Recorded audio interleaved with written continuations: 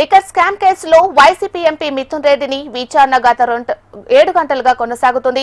తన వ్యక్తిగత న్యాయవాదులు కలిసి మిథున్ రెడ్డి సిట్ ముందు విచారణకు హాజరయ్యారు. ఇప్పటికే సిట్ కార్యాలయం వద్దకు పలువురు వైసీపీ నాయకులు భారీ ఎత్తున చేరుకున్నారు. మద్యం కుంభకోణంలో భారీగా లబ్ధి పొందిన వారిలో ఎంపీ మిథున్ రెడ్డి ఉన్నారని మాజీ ఎంపీ విజయసాయిరెడ్డి ఆరోపించారు.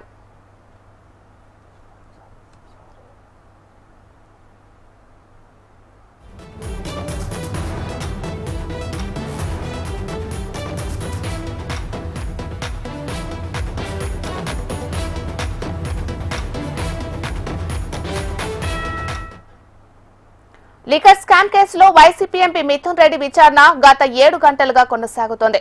తన వ్యక్తిగత న్యాయవాదులతో కలిసి మిథున్ రెడ్డి సిట్ ముందు విచారణకు హాజరయ్యారు.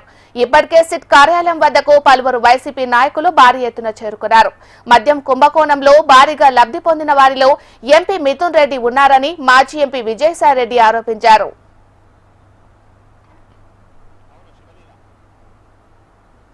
ఇదే అంశానికి సంబంధించి మరింత సమాచారాన్ని మా ప్రతినిధి శ్యామ్ లైవ్ లో అందిస్తారు. శ్యామ్,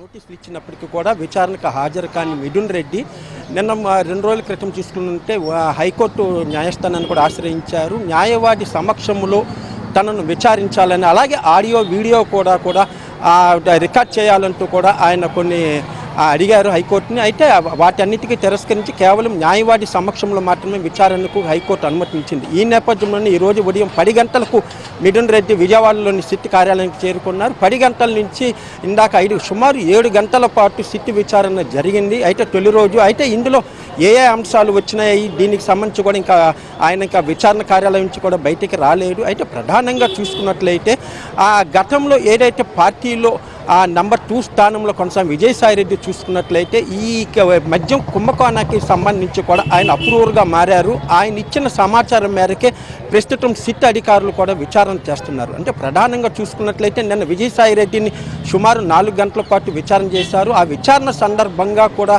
అనేక కీలక సమాచారం సిట్ అధికారులకు ఇచ్చినట్టు సమాచారం.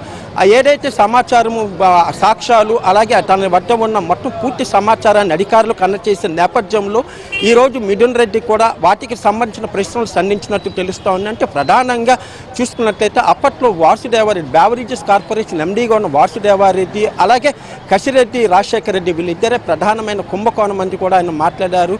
పాత్రధారి సూత్రధారి కూడా కసిరెడ్డి కాబట్టి అతనికి కూడా ఇప్పటికీ ఓకే రైట్.